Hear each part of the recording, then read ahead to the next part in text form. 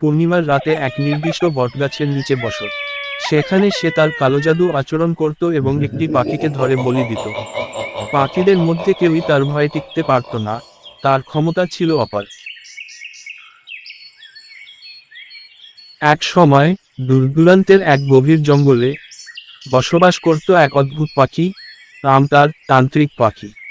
সে ছিল পাখিদের মধ্যে এক অন্ধকার কালা জাদুকর ও ময়না চরিত্রের। সাধারণ পাখির মতো তার জীবন ছিল না। সে ছিল জাদুটোনা ও তান্ত্রিক বিদ্যার পারদর্শী। তার উদ্দেশ্য ছিল অমরত্ব লাভ করা, এবং এই অমরত্বের জন্য সে প্রতি অমাবস্যা ও পূর্ণিমার রাতে একটি করে নিরীহ পাখি বলি দিত। তান্ত্রিক পাখির চোখ ছিল ধূসর, তার ডানা ছিল কালো, রাত্রির অন্ধকারে মিশে সে।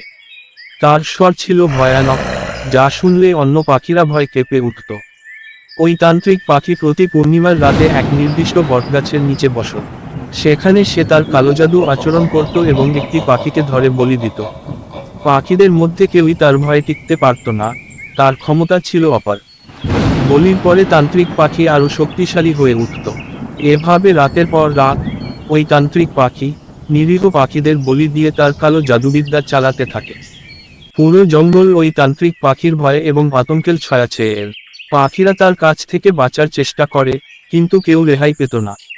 তান্ত্রিক পাখি তাদের খুঁজে বের করত এবং বলি দিত। কিন্তু একদিন জঙ্গলের সমস্ত পাখি ঠিক করে তারা আর সহ্য করবে না। তারা তান্ত্রিক পাখির বিরুদ্ধে বিদ্রোহ করার সিদ্ধান্ত নিল। তারা জানত তান্ত্রিক পাখির ক্ষমতা অসীম, তাই তাকে পরাস্ত করা সহজ হবে না। এজন্য তারা একটা চালাকি করে। পাখিরা সব একত্রিত হল ওই বটগাছের কাছে। তারা জানে তান্ত্রিক পাখি সেই রাতেও বলির জন্য ওই বটগাছের তলায় আসবে। তান্ত্রিক পাখি আসতেই পাখিরা যাতে বটগাছের চারপাশে গোপনে আগুন জ্বালাতে পারে সে ব্যবস্থা করলেন।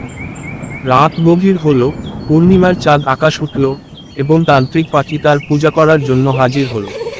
সে মন্ত্র পাঠ শুরু করে, কিন্তু ওদিকে পাখিরা বটগাছের চারপাশে আগুন ধরিয়ে দিল। আগুন তীব্র হতে থাকে, এবং তান্ত্রিক পাখি চিৎকার করে উঠল। তার কালো ডানাগুলো জ্বলন্ত আগুনে পুড়ে যেতে থাকে। সে পালাবার চেষ্টা করছিল, কিন্তু আগুন তাকে ধরে নিয়েছিল। শেষের দিকে তান্ত্রিক পাখি পুড়ে মারা যায়। তান্ত্রিক পাখির মৃত্যুতে পাখিরা বিজয় উৎসব পালন করে। তারা ভাবল তাদের এই বিভীষিকা শেষ হয়েছে। কিন্তু আসিস বিপদ তখনও বাকি। তান্ত্রিক পাখির আত্মা জঙ্গলের মধ্যে উপদ্রব শুরু করল। সে মরে গিয়ে ভূত হয়েছে, আরও ভয়ঙ্কর, আরও প্রতিশোধপরায়ণ। সম্পূর্ণ পূর্ণিমা এবং অমাবস্যার রাত তান্ত্রিক পাখির ভূত জলের পাখিদের ভয় দেখিয়ে মারে। যারা তার বলির বাধা হয়েছিল তাদের এক এক করে খুঁজে বের করে। তান্ত্রিক পাখির আত্মা ছিল বাতাসের মতো অদৃশ্য, কিন্তু তার উপস্থিতি মনে ভয়ের সঞ্চার করে। তার ছায়া পাখিদের ডানার উপর দিয়ে যেত, এবং পাখিরা আতঙ্কে জমে যেত। কেউ যদি পালাবার চেষ্টা করে তখন সে অদৃশ্য থাবা দিয়ে তাদের ধরত। পুরো জঙ্গল আবারও আতঙ্কের রাজ্যে পরিণত হলো। জঙ্গলের পাখিরা আলোচনা করলেন, তারা যা করেছে তা ভুল ছিল। তারা এখন মুক্তি চায়, কিন্তু তান্ত্রিক পাখির ভূত তাদের আর মুক্তি দিতে রাজি নয়। পাখিদের মধ্যে আতঙ্ক ছড়িয়ে পড়ল। তারা বিশ্বতান্ত্রিক পাখির আতঙ্ক থেকে বাঁচার জন্য জঙ্গলের গভীর অন্ধকারে লুকানোর চেষ্টা করে। এক সময় পাখিরা ঠিক করে তারা আবারও লড়াই করবে। তবে তারা আর আগুনের সাহায্য চায় না, তারা তান্ত্রিক বিদ্যার বিরুদ্ধে প্রকৃতির শক্তির উপর চাপ দেবে। পাখিরা সব একসাথে প্রকৃতি দেবীর শরণাপন্ন হয়। প্রকৃতি দেবী পাখিদের আহ্বানে সাড়া দিয়েছেন ও পাখিদের রক্ষা করবেন বলে কথা দিয়েছেন। যখন ওই তান্ত্রিক ভূত জঙ্গলের পাখিদের আক্রমণ করে তখন প্রকৃতি দেবী ওই তান্ত্রিক ভূতকে ভস্মীভূত করে দেন এবং জঙ্গলের পাখিদের অভয় দান করেন। তারপর থেকে জঙ্গলে শান্তি ফিরে এলো। জঙ্গলে আর কোন ভূতের ভয় থাকলো না।